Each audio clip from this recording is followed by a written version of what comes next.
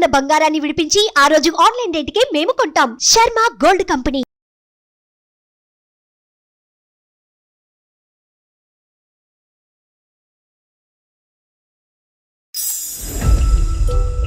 కోపం వచ్చినా తాగడమే, బాధ వచ్చినా తాగడమే, ఆఖరికి సంతోషం వచ్చినా తాగడమే, అన్నిటికీ తాగుడేనండి.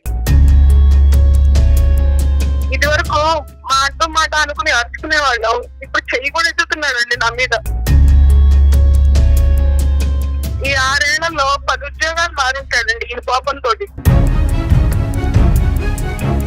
మా పాప పుట్టినప్పుడు మేము హాస్పిటల్లో ఉంటే కనీసం మమ్మల్ని చూడడానికి కూడా రాలేదు, కానీ పాప పుట్టిందని పార్టీ చేసుకున్నాడండి. నేనేమో అగరబత్తిని వెలిగించుకుని ఆగోపం పిలుద్దామంటే సిగరెట్లు వెలిగించి ఆగోపం నాకు ఇస్తూ ఉంటాడండి.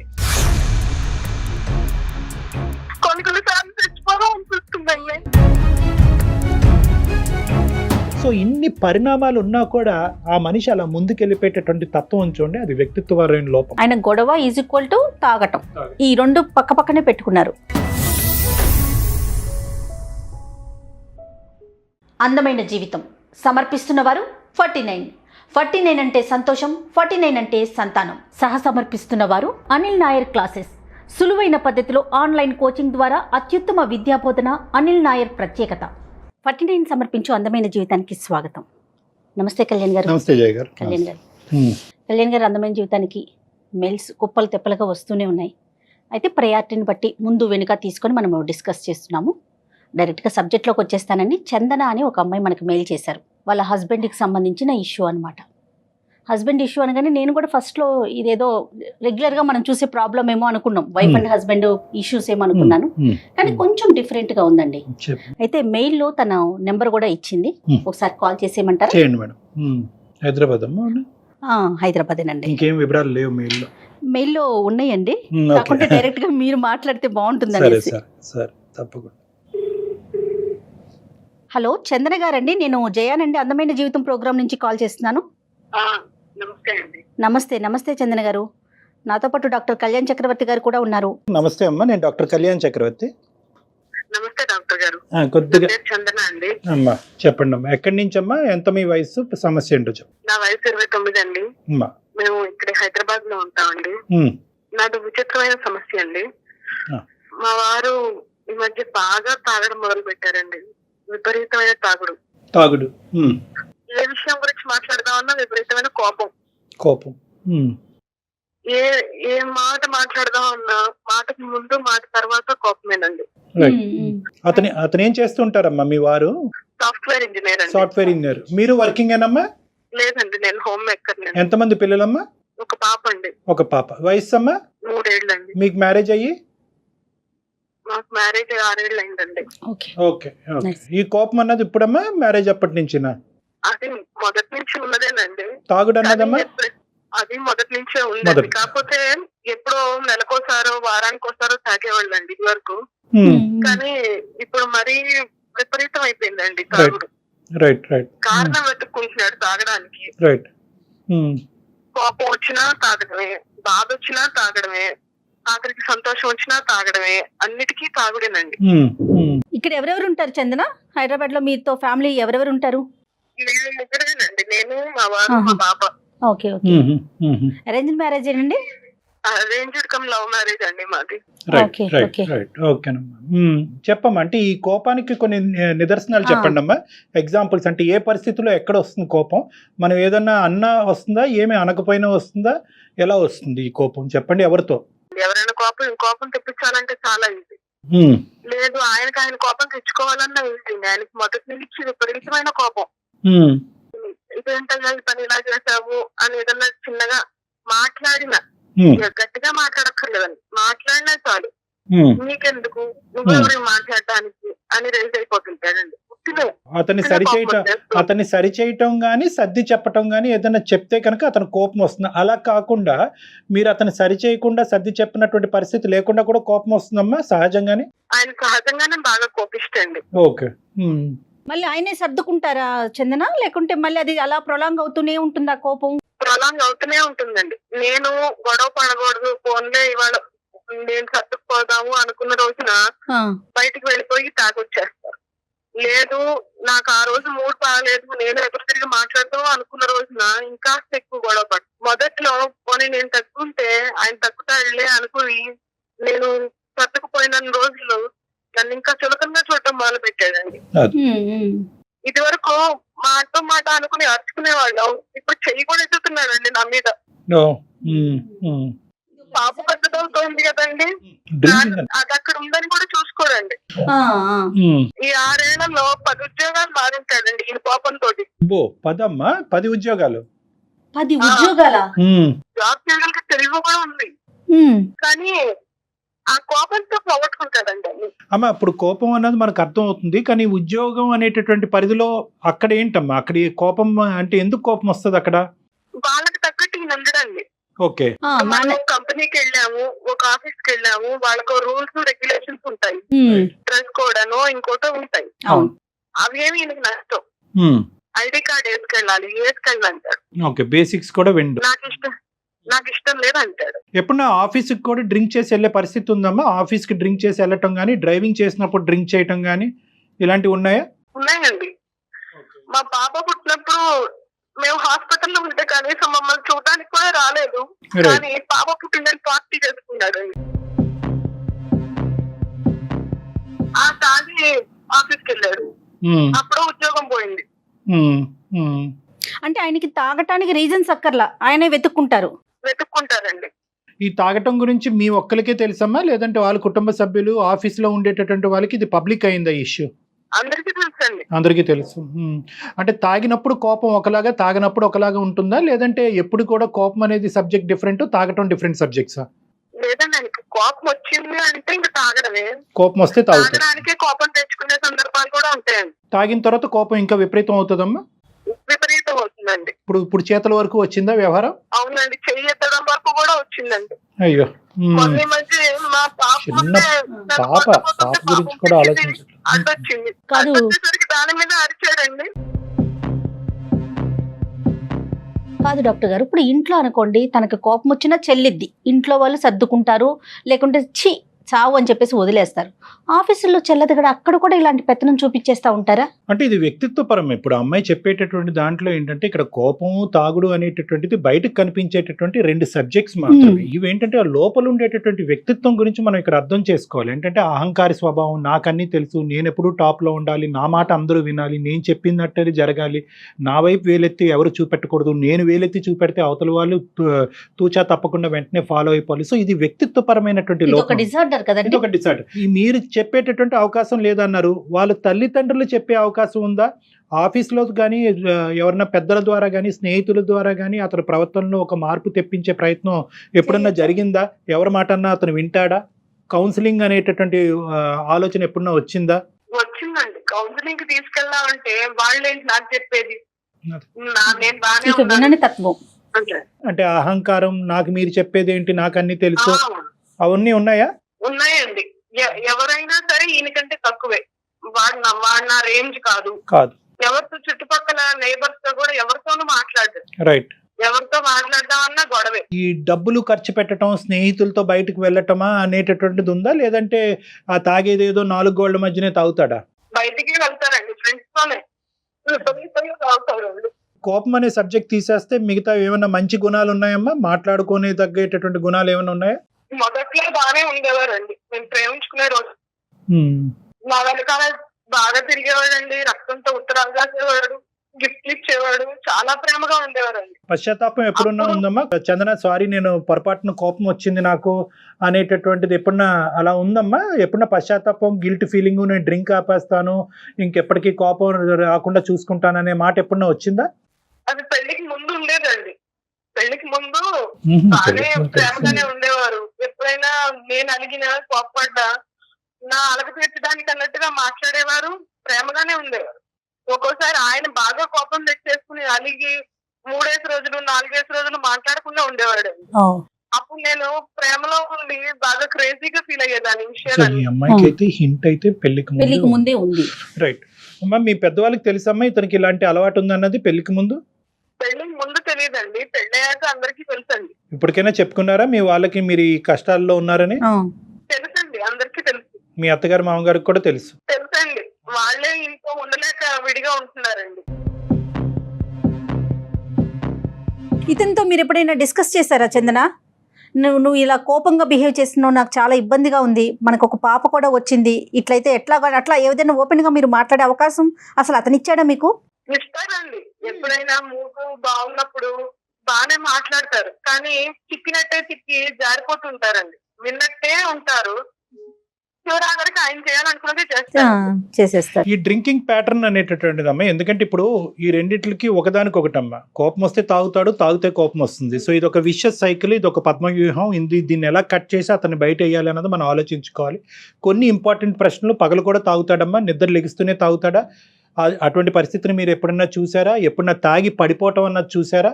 ఇంట్లో తాగరండి, ఇంట్లో మటుకు సిగరెట్లు ఎంతసేపు. నాకు కాస్త పూజ పురస్కారం అది చేసుకుంటానండి నేను.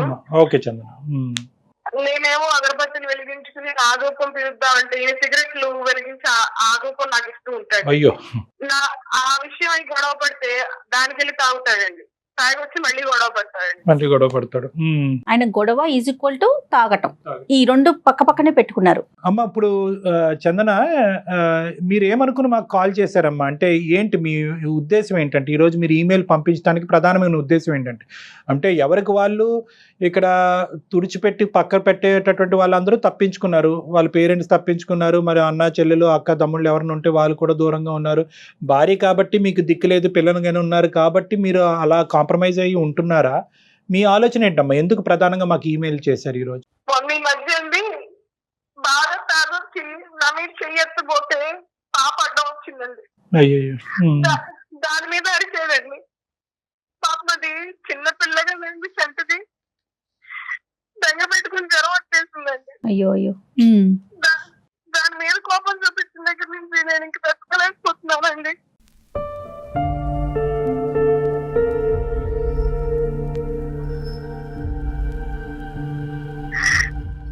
ఇన్నాళ్ళు నేనంటే పడ్డాను కదండి, పాప కూడా ఎక్కడ ఇబ్బంది పెట్టండి.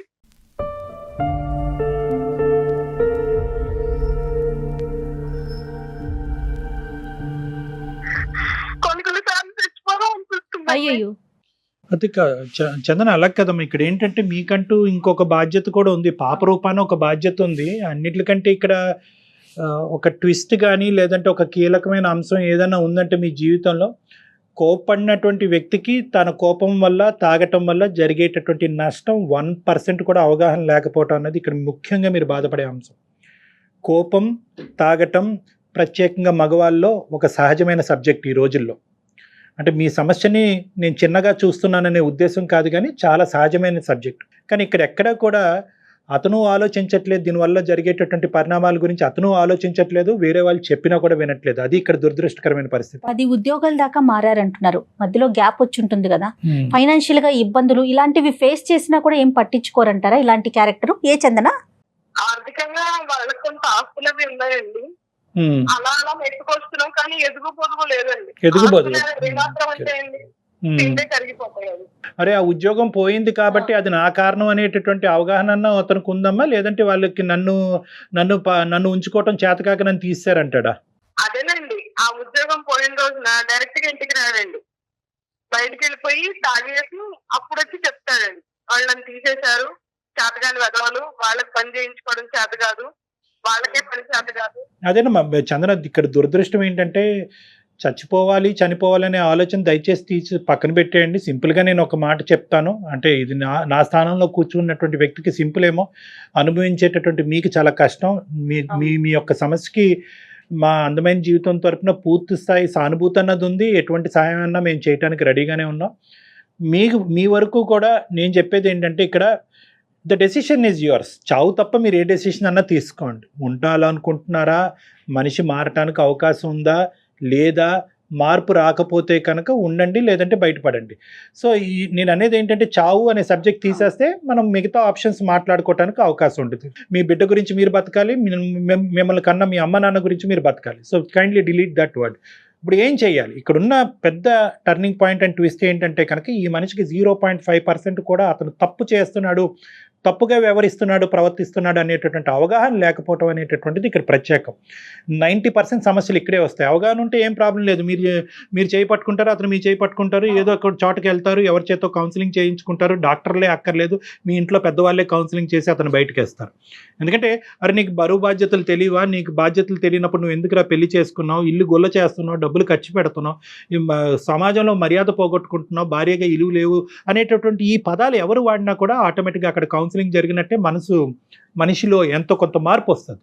సో ఇక్కడ పెద్దవాళ్ళు అనేటటువంటి వాళ్ళు ఎప్పుడో ఇందులోంచి బయటకు వెళ్ళిపోయారు అన్నట్టు నాకు అనిపిస్తుంది ఆవిడ మాట. ఈవిడ ఒంటరి పోరాటం చేస్తుంది ఆవిడ. సో ఈరోజు ఆ మనిషిని మా దగ్గర తీసుకురావడానికి ప్రయత్నం చేసినా కూడా అది ఉపయోగపడలేదని అంటున్నారు కదా చందన గారు. అది కూడా ఒక గొడవేనండి. నేను ప్రయత్నించి చూసానండి. మా అమ్మ వాళ్ళకి మా నాన్నగారు అన్నయ్య వచ్చి ఒకసారి మాట్లాడిపోతే మీరెవరు మాట్లాడడానికి, మీరెందుకు కల్పించుకుంటున్నారు, అసలు నువ్వెందుకు చెప్పావు వాళ్ళకి అని అది ఇంకో గొడవ. ఆఫీస్ బయట కోపగించుకోవటం, బయటకు వెళ్ళి తాగటం అనే అంశాల గురించి మనం మాట్లాడుకుందాం. అది మీ పరిధిలో లేనటువంటి అంశం. మీకు సంబంధించిన అంశం ఏదైనా ఉందా? అతను ప్రత్యేకంగా మీరు స్లోగా చేస్తారనో, కరెక్ట్గా చేయరనో, నీట్గా ఉంచరనో, పాపం సరిగ్గా చూసుకోరనో, ఇలాంటి ఏమైనా కరెక్టబుల్ సబ్జెక్ట్స్ అంటే మార్పు తీసుకురాగలిగేటటువంటి సబ్జెక్ట్స్ ఏమన్నా మీలో ఉన్నాయా? అవేమన్నా మీరు ఆ ప్రయత్నం ఏదన్నా చేస్తే కనుక మనిషి ఏమన్నా కొంతవరకు చల్లబడేదానికి అవకాశం ఉందా? అన్ని రకాలుగా ప్రయత్నించి చూశానండి. అన్ని రకాలుగా చేసిన తర్వాత నా వల్ల అయితే డివోర్స్ తీసేసుకుందాం అనే ఆలోచన వచ్చింది. మళ్ళీ పాప మెయిన్ అదే కదా ఇష్యూ. పాప గురించి మీరు ఉన్నారు. పాపం తను ఎటు డిసైడ్ చేసుకోలేకపోతున్నారు. చదువుకున్నారా చంద్ర? మీరు ఎంతవరకు చదువుకున్నారు? నేను ఎంఎస్సీ చదివానండి. ఏంటండి అసలు ఈ సమస్యకి అసలు పరిష్కారం అంటే మనం ఏం మాట్లాడుకోవాలి కళ్యాణ్ గారు? అందరికీ స్ట్రైట్ ఫార్వర్డ్ గా మనం సమాధానం ఎలాగైతే అందమాని జీవితం ప్లాట్ఫామ్ ద్వారా చెప్తున్నామో ఇదంతా స్ట్రైట్ ఫార్వర్డ్ ఇష్యూ కాదమ్మా. నాకేమీ తెలియని వాడి కన్నా చెప్పొచ్చు, నాకు అన్ని తెలిసిన వాడి కన్నా చెప్పొచ్చు. మధ్యస్థం ఉండి తెలిసి తెలియనటువంటి వాళ్ళకి, కానీ అహంకారంతో రగిలిపోతున్నటువంటి వాళ్ళకి మనం ఏం చెప్పలేం. ఇది అహంకారం. దీన్నే మనం ఏమంటాం అంటే గ్రాండియోసిటీ అని అంటూ ఉంటాం. నాకు అన్ని తెలుసు, నాకెవరు చెప్పక్కర్లేదు. కాన్సిక్వెన్స్ ఇక్కడ చూడండి. ఇక్కడ ఆవిడ బాధపడుతుంది, కన్నట్టుంటే ఆ చంటి పిల్ల బాధపడుతుంది, ఆర్థికంగా ముందుకెళ్ళకపోతున్నారు, 10 ఉద్యోగాలు మారినాయి, లోపల శరీరం ఎంతో హోనమైందో ఆ సబ్జెక్ట్ గురించి మనం మాట్లాడలేదు. సో ఇన్ని పరిణామాలు ఉన్నా కూడా ఆ మనిషి అలా ముందుకెళ్ళిపోయేటటువంటి తత్వం చూడండి, అది వ్యక్తిత్వపరమైన లోపం. అందుగురించి దురదృష్టం మనం చందన గారికి ఒక స్ట్రైట్ ఫార్వర్డ్ రెస్పాన్స్ అనేది మనం ఇవ్వలేకపోతున్నాం. కానీ మీరు చెప్పేటటువంటి మాట నెగ్గలేకపోతున్నాం కాబట్టి బయటికి వెళ్ళి కౌన్సిలింగ్ చేయాలి అనేటటువంటి అంశాన్ని సహజంగా మేము సజెస్ట్ చేస్తాం. అది మీరు ఇప్పటివరకు ఎంత ప్రయత్నం చేసినా ఇంకొక ప్రయత్నం, ఇంకొక మెట్టు ఎక్కి చేయండి అని అంటున్నాం.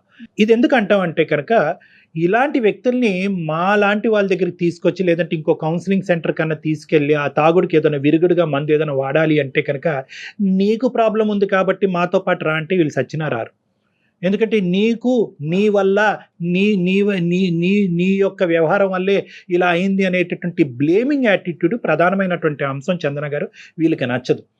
అలాంటి పరిస్థితుల్లో ఏంటంటే ఎలాగైతే మీకు ఒక కడుపు నొప్పి, ఒక కాలు నొప్పి, ఒక తలనొప్పి వస్తే కనుక మీతో పాటు ఒక హాస్పిటల్కి అతను వస్తాడు అని నేను అనుకుంటున్నాను. లేదంటే పాపకి ఏదన్నా సమస్య వస్తే కనుక వస్తాడో, అలాగా మీకో ఆ బిడ్డకో ఏదో సమస్య వచ్చినట్టుగా ఒక పరిగణలోకి తీసుకొచ్చి మాలాంటి వాళ్ళు తలుపులు తడితే కనుక అప్పుడు ఆటోమేటిక్గా ఏంటమ్మా నీ సమస్య అని మేము విడమర్చడానికి ప్రయత్నం చేస్తే దానికి మూలమైనటువంటి కారణం ఇది అన్నట్టుగా మీరు చెప్తే స్లోగా ఆ కౌన్సిలింగ్ కాస్త అతని వైపు టెక్నికల్గా డైవర్ట్ చేయడానికి అవుతుంది. ఇది ఎండ్ రిజల్ట్. అంటే నేను ఏమంటున్నానంటే ఒక డాక్టర్ చేసేటటువంటి వ్యవహారం ఒక సైంటిఫిక్ వ్యవహారంకి తీసుకురాగలిగేటటువంటి ఒక ఇండైరెక్ట్ మార్గం.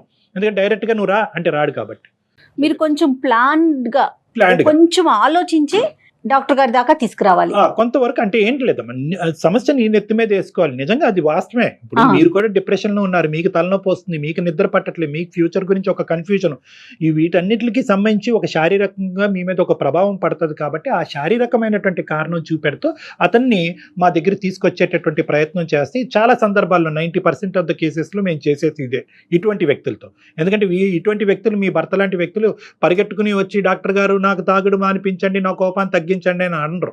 వాళ్ళు ఏంటంటే బండి తోసి ఒక 20-30 సంవత్సరాల తర్వాత మా తలుపు తడతారు. ఈ లోపల మీ వయసు అయిపోతుంది, మీ భవిష్యత్తు చెడిపోతుంది. కాబట్టి ఈ ప్రయత్నం ఒకటి చేయడానికి ఆలోచన.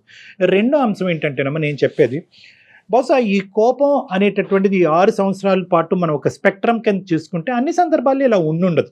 ఈ మధ్యలో మీకు బహుశా ఒక మధుర క్షణాలు కానీ, ఒక మధుర గడియాలు కానీ, ఒక మంచి ఆహ్లాదకరమైనటువంటి వాతావరణం కానీ, ఒక ఊరు ఒక ప్రయాణం చేసినప్పుడు కానీ, ఏదో ఒక పాయింట్లో ఒక మంచితనంతో ఆ వ్యక్తి నీకు కనిపిస్తూ ఉంటారు, నవ్వుతూ కనిపిస్తూ ఉంటారు.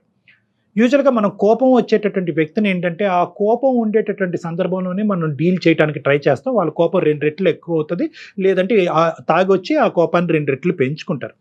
ఈ ప్యాచ్ వర్క్ ఉంది చూడండి, ఈ మధ్యలో ఉండేటటువంటి సందర్భాల్లో, ఆ సందర్భాల్లో ఏమన్నా ఆ మనిషితో మాట్లాడి అడ్రస్ చేయడానికి ఏమైనా ప్రయత్నం చేయండి. ఆ టైంలో జరిగినటువంటి నష్టాల గురించి మాట్లాడండి, పిల్ల మీద ఎటువంటి ప్రభావం పడుతుంది అనేటటువంటిది మాట్లాడండి. నీ తప్పు అన్నట్టుగా మాట్లాడకుండా అతను కోపాన్ని తగ్గించేటట్టు. ఎప్పుడు ఎలా ఉంటుందండి, ఏమండి మీ కోపం వల్లే పిల్ల ఇలా అయిపోయిందండి, మీ కోపం వల్లే ఆ ఆస్తులు ఇలా పోయినాయండి, మీ కోపం వల్ల ఈ ఉద్యోగం పోయింది. ఈ మీ కోపం వల్ల నువ్వు పోగొట్టుకున్నావు అనేటటువంటి మాట తీరు మీరు ఎప్పుడైతే అవలంబిస్తారో వాళ్ళని మిమ్మల్ని పొమ్మంటారు, ఇంకా కోపం పెరుగుతుంది. సో ఇక్కడ ఏంటంటే బ్లేమ్ గేమ్ కింద కాకుండాని ఇంకో పద్ధతిలో ఏదన్నా ఒక మంచి క్షణంలో, ఒక మధురమైనటువంటి క్షణంలో అతను ఒక మంచి మూడ్లో ఉన్నప్పుడు చెప్పేటటువంటి దానికి ప్రయత్నం చేయండి. అది ఎలా చెప్పాలి డాక్టర్ గారు అని మీరు నన్ను అడగచ్చు, చాలామంది ఆడవాళ్ళు అడుగుతూ ఉంటారు, ఎలా చెప్పాలి, అలాగా అతన్ని కించపరచకుండా, అతన్ని బ్లేమ్ చేయకుండా ఎలా చెప్పాలి అంటే కనుక అంటే ఎప్పుడు కూడా గెయిన్ ఫాలోడ్ బై లాస్ అంటూ ఉంటాం. ఇలాంటి వ్యక్తులతో మాట్లాడేటప్పుడు వాళ్ళు ఏం గెయిన్ చేశారు అనేది మనం మాట్లాడుతూ ఉండాలి. ఏమండి మీరు సిన్సియర్గా ఉంటారు, ఆనెస్ట్గా ఉంటారు, ఒక అబద్ధం ఆడరు మీకు. సో అతనిలో ఉండే కొన్ని గుడ్ క్వాలిటీస్ మాట్లాడుతూ ఈ ఒక్క క్వాలిటీ కూడా మార్చుకుంటే కనుక మన కుటుంబం ఎంత బాగుంటుందండి, ఎంత హ్యాపీగా ఉంటుంది. ఎప్పుడు కూడా బ్లేమ్ గేమ్ అనేటువంటిది నచ్చదు. నష్టాల నుంచి మొదలుపెట్టి ఇవన్నీ మార్చుకుంటే మా జీవితం నష్టం పోయాము, మీరు ఇలా చేసేసారు అలా చేసేసారంటే కనుక వీళ్ళు వినేటటువంటి ఓపిక ఆలోచన ఉండదు. సో ఎప్పుడు కూడా ఒక గెయిన్ గురించి మాట్లాడండి, ఒక పాజిటివ్ ఆస్పెక్ట్ గురించి మాట్లాడండి. ఇందాక కూడా నేను అడిగాను ఏమన్నా ఉన్నాయమ్మా, ఇంకా ఏమైనా మంచి లక్షణాలు అంటే కనుక మీరు కూడా ఆలోచించలేకపోతున్నారు. ఆ మనిషిలో ఏదో ఒక మంచి లక్షణం కనిపించవచ్చు, దానివైపు ఆలోచించడానికి ప్రయత్నం చేసి అది అతను ముందుంచి నిదానంగా చెప్పేటటువంటి ప్రయత్నం చేయండి. 3వ అంశం, దయచేసి ఏంటంటే ఇలాంటి వ్యక్తులకి పంచాయతీలు నచ్చవు, నన్ను చిన్నగా చూస్తుంది అనేటటువంటి ఆస్పెక్ట్ ఈ వ్యక్తులకి నచ్చదు. సో ఏంటంటే సహజంగా అది కామన్, అన్ని ఇళ్లలో ఏమవుతుందంటే తాగి అరిచి కొట్టి తిట్టేటటువంటి మగాడికి కానీ బుద్ధి చెప్పాలి అంటే కనుక వాళ్ళని పిలవండి వీళ్ళని పిలవండి అని పంచాయతీలు పెడతా ఉంటారు. ఎప్పుడైతే పంచాయతీలు పెడతారో ఆ మనిషి యొక్క ఈగో కాస్త బ్రేక్ డౌన్ అయిపోతుంది, వ్యక్తిత్వం విరిగిపోతుంది, నా పరువు పోయిందని అంటాడు. ఇదిగో ఇప్పుడు వరకు ఇంతే చూపెట్టాను కదా, ఇక ముందు నుంచి నీకు ఇంత చూపెడతానని చెప్పి ఇంకా రచ్చ అనేటటువంటిది ఇంట్లో పెరుగుతుంది. సో అది చేసేటటువంటి ప్రయత్నం చేయకండి. అంటే మీ ఇష్యూలో it is between the 4 walls. So ఈ విధంగా ఏమన్నా ఒక అవకాశం ఉందేమో ట్రై చేయండి చందన గారు. దానికి మించి ఏమన్నా మీకు సమస్యకి పరిష్కారం దొరకకపోతే ఖచ్చితంగా మమ్మల్ని కాంటాక్ట్ అవ్వండి. అప్పుడు ఆ సమయం సందర్భాన్ని బట్టి ఒక సూచన ఇవ్వటం జరుగుతుంది. ఒకసారి డాక్టర్ గారి దగ్గరికి ఇప్పుడు ముందుగా చెప్పినట్టుగా ఏదన్నా ముందుగా ఎవరికైనా హెల్త్ బాగోలేదనో ప్లాన్డ్గా తీసుకొచ్చే ప్రయత్నం అయితే ఒకటి ఫస్ట్ చేయటం బాగుంటుందేమో చందన. అంటే ఇదంతా స్ట్రైట్ ఫార్వర్డ్ కాదమ్మా, నేను చెప్పాను అనుకున్నంత ఈజీ కాదు, బట్ మీరు కొంచెం కష్టపడాలి. నేను ఫ్లూయెంట్ గా అన్ని చెప్పాను కానమ్మా, 1 by 1. ఇవేంటంటే at the end of the day ఏది అందులో ఫిట్ అవుతుంది, మీ ఇంటి పరిస్థితులు బట్టి నేను చెప్పినటువంటి ఏ సూచన సలహా ఫిట్ అవుతుంది అన్నది మీరు ఆలోచించుకోండి. లేదండి అన్ని సలహా సూచనలు అన్నీ నేను పాటించాను, నేను విసిగి వేసారిపోయాను, చావు తప్ప నాకు ఇంకో గత్యంతరం కనిపించట్లేదంటే దయచేసి you walk out of that marriage. ఎవరు మిమ్మల్ని రోడ్ బ్లాక్ చేసి పెళ్లి చేసుకున్నారు కాబట్టి పుట్టినా చచ్చినా అక్కడే చావమని ఎవరు అనట్లేదు. ఒక మనిషి మారటానికి ప్రయత్నం చేశారు, ఓపికగా 6 సంవత్సరాల పాటు ఉన్నారు, ఇప్పుడు బిడ్డ మీద కూడా ప్రభావం పడుతుంది, మాట కాస్త చేతల వరకు వచ్చింది, ఇంకా చాలు ప్రయత్నాలు చేయండి, వీలు కాకపోతే బయటపడండి. ప్రయత్నం అయితే చేయండి, ఇంకొకసారి ఆలోచించండి చందన. బయట కారణాలు చూపెట్టేటటువంటి వ్యక్తిత్వాలు ఉంటాయన్నమాట, ఏదో ఒక కారణం కనిపిస్తూ ఉంటుంది. ఇందాక ఏంటంటే 2 రకాలు ఉంటాయి తాగేటటువంటి వాళ్ళకి. ఒకటి ఏంటంటే సహజంగా ఉండి కారణం ఉండి తాగేటటువంటి ఒక బ్యాచ్ అయితే కనుక తాగుడికి బానిస అయ్యి ఏదో కారణం చూపెట్టకపోతే సమాజం మనం తాగటాన్ని సమర్థించుకోలేమని చెప్పి ఈ కారణం ఆ కారణం ఆ కారణం అని చూపెట్టేటటువంటి వాళ్ళకి వాళ్ళ జీవితంలో కనిపించే పాజిటివ్ పాయింట్స్ వైపు వాళ్ళు చూపెట్టరు. ఎందుకంటే పాజిటివ్ పాయింట్స్ వైపు చూపెట్టారు, అరే నీకు బిడ్డ ఉంది కదా, చక్కగా ఉంది, ఆపేయచ్చు కదా అంటే తాగుడు ఆపేయాలి, అది మన వల్ల కాదే. సో కాబట్టి ఏంటంటే ఎప్పుడు కూడా వాళ్ళు నెగిటివ్ పాయింట్స్ వైపే చూపెడుతూ వాళ్ళు వీళ్ళు అని చెప్పి అందరి వైపు వేలెత్తి చూపెట్టు తాగుతూ ఉంటారు. వాళ్ళ జీవితంలో పిల్లలు ఇవి అనేటటువంటి ఎక్కువ ప్రభావం చూపెట్టదాం. చందన విన్నారు కదా చందన? ఎస్, డాక్టర్ గారు చెప్పినట్లుగా కొంచెం ఇవన్నీ మనం చెప్పటం చాలా సింపుల్గా అనిపించవచ్చు, మీరు పాటించడం కష్టమే, బట్ మీ కాపురాన్ని నిలబెట్టుకోవాలంటే తప్పదండి. కొంచెం ఓపికగా 1 by 1 step by step try చేస్తూ చూడండి. మీకు ఇంకా పర్సనల్గా మాట్లాడాలని ఉంటే నేను నెంబర్ కూడా మీకు ఫార్వర్డ్ చేస్తాను, మీ నెంబర్ నా దగ్గర ఉంది కదా, ఒకసారి డాక్టర్ గారిని కూడా మీరు కన్సల్ట్ చేయొచ్చు. రైట్, కానీ ధైర్యంగా ఉండండి చందన, ధైర్యాన్ని మాత్రం కోల్పోవద్దు. అలాగేనండి. మీ ఫ్యామిలీ సపోర్ట్ కూడా తీసుకుని ఆ. వాళ్ళతో మాట్లాడుతూ వాళ్ళకి దగ్గరగా ఉండడానికి కూడా ప్రయత్నం చేయండి అమ్మా. ఎందుకంటే ఇలా అయితే నిరాశ పడిపోయి నీరసించిపోతారు. సో అవును ఫ్యామిలీతో కాంటాక్ట్ మెయింటైన్ చేయటము, మీకంటూ ఒక యావిగేషన్ పెట్టుకోవటం, ఒక జాబ్ చేయటం, పాపతో పాటు టైం స్పెండ్ చేయటము, ఏదన్నా మీరు మాస్టర్స్ చేశానని అంటున్నారు, మీరు ఎడ్యుకేటెడ్ పర్సనే, మీకంటూ ఒక ఉద్యోగం చూసుకోవటం, సో మీ లైఫ్ అంటూ కూడా ఒక ప్రయాణం మొదలు పెట్టాలేమో అనేటటువంటిది కూడా గుర్తుపెట్టుకోండి. మీకు ఒక సోషల్ లైఫ్ ఉండాలి, ఒక సామాజిక పరమైనటువంటిది ఒక కెరియర్ అనేటటువంటిది ఉండాలి. ఇవన్నీ కూడా బిల్డప్ చేసుకుని మీ కాళ్ళ మీద మీరు నిలబడే జీవితం ప్రయత్నం కూడా అంతా చేసుకోండి. టోటల్ గా ఆయనే కనిపిస్తున్నారు. సో కొంచెం దాని నుంచి మీరు బయటకు Divert వచ్చే అవడానికి కూడా try ప్రయత్నం చేస్తే కొంచెం ఏదైనా బెటర్ ఉంటుందేమో. ఓకే చందన, అలాగే. ఓకేనమ్మా? ఓకే అండి. Right Chandana, all the best అండి. థ్యాంక్ యూ అండి. Thank you. నమస్తే. నమస్తే.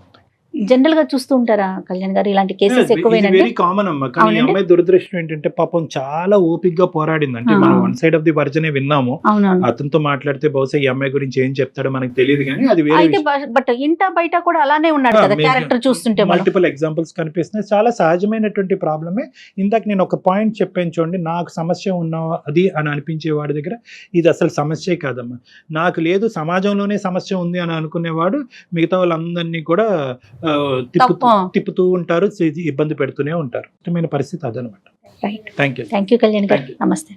అందమైన జీవితం సమర్పిస్తున్నవారు 49 అంటే సంతోషం, 49 అంటే సంతానం. సహ సమర్పిస్తున్నవారు అనిల్ నాయర్ క్లాసెస్.